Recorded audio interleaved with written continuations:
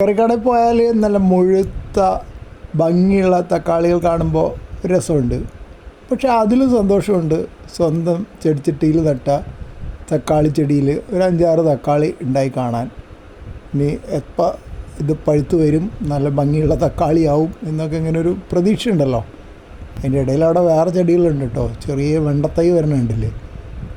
ഇതാണ് ആ തക്കാളി ചെടിയുടെ കട. അവിടെ കാണുന്ന മറ്റേ ചെടി ഒരു ഈന്തപ്പനയുടെ തൈയാണ്. അത് പക്ഷേ വലിയ വളർച്ചയൊന്നും ഇല്ലാണ്ട് അവിടെ ഇരിക്കുന്നുണ്ട്. എല്ലാറ്റിനും ഞാൻ വേപ്പും പിണ്ണാക്കിട്ട് കൊടുത്തിട്ടുണ്ട്. ഈ തക്കാളി ചെടിയുടെ 3-4 ചെടിച്ചട്ടികൾ കൂടെ പടർന്നുണ്ടെങ്കിലും നിലം മുട്ടാതെയാണ് വെച്ചിരിക്കുന്നത്. അതുകൊണ്ട് അവിടെ പുതിയ വേരുകളൊന്നും ഉണ്ടായിട്ടുണ്ടാവില്ല. വേരുകളൊക്കെ ഒറിജിനൽ ചെടിച്ചട്ടിയിൽ മാത്രമേ ഉണ്ടാവുള്ളൂ. അല്ലെങ്കിൽ മണ്ണ് തട്ടിക്കഴിഞ്ഞാൽ ഈ രോമം പോലെ കാണുന്നതൊക്കെ വേരുണ്ടാവാൻ കപ്പാസിറ്റിയുള്ള ഇതാണ്.